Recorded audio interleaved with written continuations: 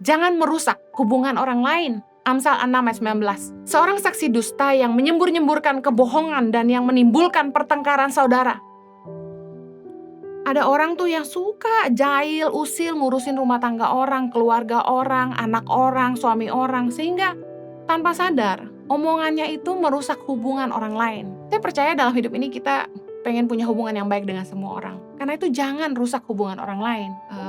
Satu kali saya pernah difitnah, dikatakan saya mengatakan ini tentang seseorang, mengakibatkan orang itu marah sama saya. Padahal yang ngomong gitu orang itu sendiri di depan saya.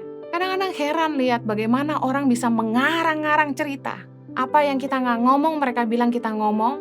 Apa yang mereka ngomong, mereka bilang kita yang ngomong. Merusak hubungan kami, tapi puji Tuhan sekarang sudah baik. Karena basically, saya pribadi tidak akan menanggapi omongan-omongan yang nggak penting. Yang menurut saya cuma merusak hubungan. Kalau kita nggak mau ngerusak hubungan orang, kita jangan rusak nama baik orang. Jangan menjatuhkan orang lain. Imamat 19 ayat 16 bilang gini, janganlah engkau pergi kian kemari menyebarkan fitnah di antara orang-orang sebangsamu. Janganlah engkau mengancam hidup sesamamu manusia. Akulah Tuhan. Dengar baik, kalau kita mau hidup tenang, biarkan orang lain hidup tenang. Jangan merugikan mereka, jangan nyakitin orang. Udah, jangan sampai kita kerja di sebuah tempat, kita nggak bekerja dengan baik, sehingga kita merugikan perusahaan. Amsal 18 ayat 9, orang yang bermalas-malas dalam pekerjaannya sudah menjadi saudara dari si perusak.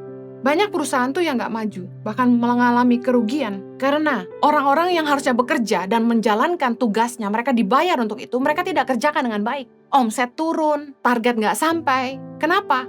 Karena nggak mencapai target, malas-malasan aja. Makanya Firman Tuhan bilang, orang-orang yang bermalas-malas dalam pekerjaannya sudah menjadi saudara dari perusak. Ngerusak omset, ngerusak perusahaan, bikin perusahaan tutup. Ayo, jadi berkat di situ. Jangan ngerugiin perusahaan di mana Anda ada.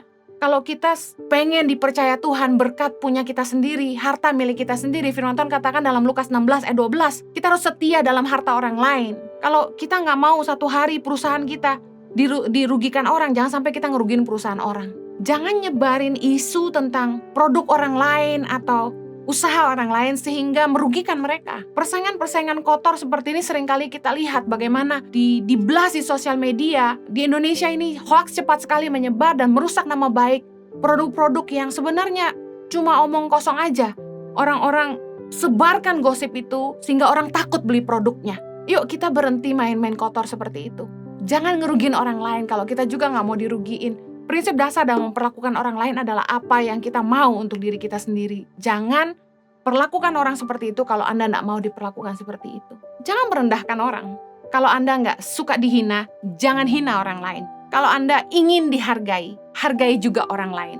Yakobus 1 ayat 2 ngajarin kita tentang jangan memandang muka, jangan ngebeda-bedain. Saudara-saudaraku, sebagai orang yang beriman kepada Kristus Yesus Tuhan kita yang mulia, janganlah iman itu kamu amalkan dengan memandang muka. Orang kaya jangan sombong, orang cantik jangan sombong, orang yang punya harta melimpah jangan tinggi hati. Kita nggak boleh sampai ngebeda-bedain orang. Kadang-kadang seringkali manusia tuh tanpa sadar mereka mandang rendah orang lain karena pekerjaannya, karena status sosialnya. Saya sedih tiap kali lihat orang lemah tuh direndahkan. Sedih waktu lihat orang miskin tuh ditindas. Kalau Anda kaya, kenapa sombong? Kekayaan kan karunia Allah. Harusnya kita mensyukurinya.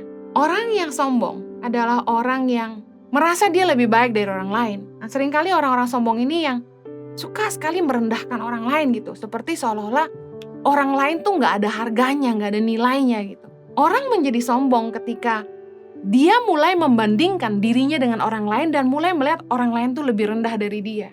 Yuk jangan merendahkan orang lain hanya karena kita punya harta lebih banyak, punya kedudukan lebih tinggi, dipercaya lebih sama Tuhan. Jangan menghina orang.